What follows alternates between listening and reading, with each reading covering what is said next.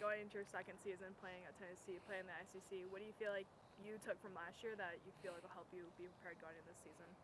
Just how I can compete, and I felt like I kind of got away from that a little bit last year, just like getting caught up and like switching a little bit and playing against teams that I've watched my whole life. But I'm a lot more confident this year, seeing what I did last year against a lot of the teams and just going in full steam. How do you think being a true ace back at Bowling Green is going to help you now that you have to take on more innings this year with Ashley graduated?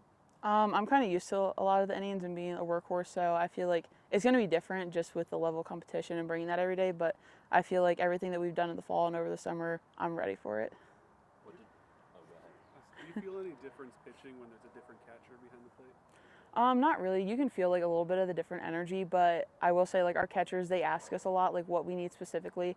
And for me, it's like I need someone that's going to be hard on me and not like sugarcoat and just be straight up. And they've been great at doing that and knowing exactly what I need in the moment and like when to come and talk to me. What did you work on in the summer? Any changes or anything? I don't want to give away too much, but we do have some new pitches mixed in. So exciting stuff. Now as a leader with the pitching staff, how do you think you've helped Charlie and Carlin as they've progressed this offseason? For me, I talk a lot about the mindset, and that's something that I've worked on a lot, and just kind of like helping them as like they're coming up in their sophomore year and just being in the moment and not thinking too much about it and making it bigger because you just need to go out and compete, and it's not about you, it's about your team. Being on a team where you're, preseason number 2 across the country, picked to win the SEC, a bunch of, projected All-Americans, how do you handle that? How have you been able to kind of adjust to those expectations, especially after making it to the World Series last year?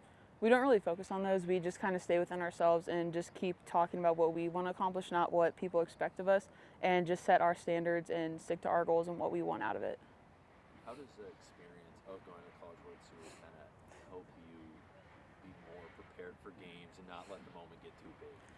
Just because we've been at the biggest stage, so we know what to expect, so I don't think anything's really going to throw us off, like any crowd, anything like that, because we've been in the biggest moments, so we know how to go about that and really how to handle ourselves and stay within ourselves.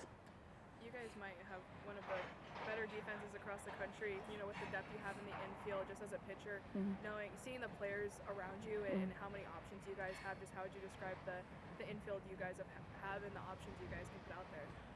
For me as a pitcher, it's a big relief because I know no matter what, anybody's going to be out there and they're going to be able to field their position really well. And just the communication and just in practice working with everybody, you get that like level of comfortability with them. And so whoever's out there, like they're going to bring their best and they're going to have your back no matter what. Do you have any new warm-up music, or is it going to be the same? Still the same. Same. Not changing it. Is that a superstitious thing? No, it's just what gets me in the mood. I got you.